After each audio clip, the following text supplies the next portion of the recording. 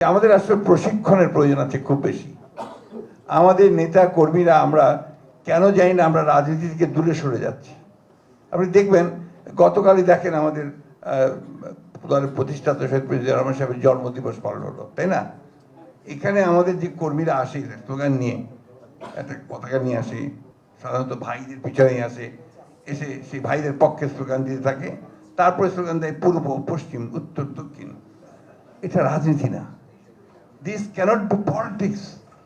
এটা কোনো রাজনৈতিক কর্মীর মুখ থেকে এই ধরনের স্লোগান আসা উচিত নয়।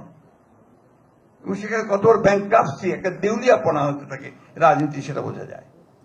আমরা এই জায়গাটাতে আমাদের একটা চরম দৈন্য আছে, এখান থেকে আমাদের বেরিয়ে আসা উচিত। এবং আমি মনে করি আমাদের রাজনৈতিক নেতা যারা আমরা নেতৃত্ব করছি, আমি জানি না আমাদের চেয়ারম্যান সাহেব এই বিষয়ে উদ্যোগ নেবেন, কারণ এখন পর্যন্ত যতগুলো ভালো কাজ হয়েছে তিনি উদ্যোগ নিয়েছেন। আমার মনে হয় এই কাজটা তাকে উদ্যোগ নিতে হবে যে এখন কম্পালসারি করতে হবে প্রত্যেকটি উপজেলা এবং জেলাতে রাজনৈতিক প্রশিক্ষণ। এটা খুব জরুরি করতে হবে, এটাকে কম্পালসারি করতে হবে। কিভাবে বক্তব্য হবে, একটা সভা কিভাবে চলে, আপনার যিনি উপস্থাপনা করবেন কিভাবে উপস্থাপন করবেন, অ্যাড্রেস কিভাবে করবেন, এই জিনিসগুলো কিন্তু খুব বেশি প্রয়োজন আমার কাছে মনে হয়। এই যে একটা প্রবণতা চালু হয়েছে, আমি টুকু সাহেবের দৃষ্টি আকর্ষণ করবো, আমাদের আজকে যিনি এখানে প্রচার সম্পাদক আছেন, যে প্রত্যেকের নাম বলতে হবে, যারা উপস্থিত আছেন তাদের নাম বলতে হবে। এটার কোনো অর্থ হয় না, এটা অর্থহীন একটা ব্যাপার, সময় ক্ষেপণ করা ছাড়া আর কোনো কাজ নাই।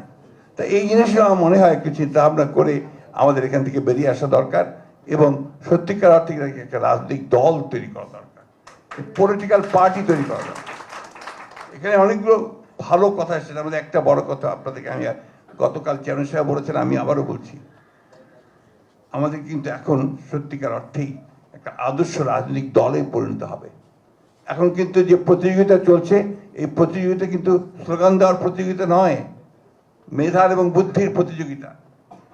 সোশ্যাল মিডিয়াতে কে কত ভালো লিখতে পারেন, কথা বলতে পারেন, তার প্রতিযোগিতা। টক শোতে কে কত ভালো কথা বলতে পারেন, কত যুক্তি খণ্ডন করতে পারেন, তার প্রতিযোগিতা। এই বিষয়গুলো মাথার মধ্যে রাখতে হবে।